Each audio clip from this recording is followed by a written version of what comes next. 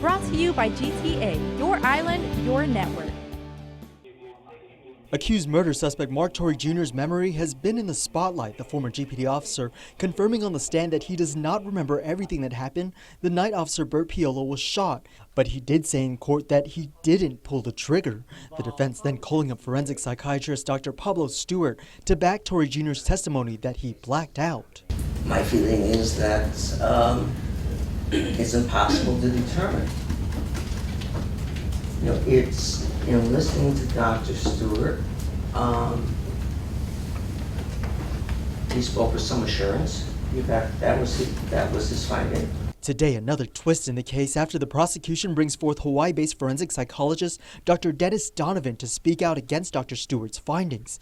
Both doctors had been given mounds of discovery and evidence, as well as interviewed several people involved in the investigation. I don't think or know that there was any way to establish a certainty that somebody had a blackout. The science is not there. There's an inconsistency between people having certain blood alcohol content and a blackout. It is impossible to measure. It's based upon self-report. Dr. Donovan also testified against Dr. Stewart's report that Torre Jr. had post-traumatic stress disorder. He says he too spoke with Torre Jr. and his findings determined he did not have the signs nor the symptoms. I don't think it's possible to be certain. When I sat and listened to Dr. Stewart, I wondered how he was able to reach such a level of assurance. Defense attorney Jay Ariola objected to having Dr. Donovan take the stand, arguing that he was not qualified to speak on the issue. It was during trial earlier this week the court learned that multiple doctors had diagnosed Torre Jr. with PTSD following the July 2015 shooting. Still, Dr. Donovan said his conclusion showed otherwise. You didn't think he had PTSD because he manifested it externally that he had been functioning properly.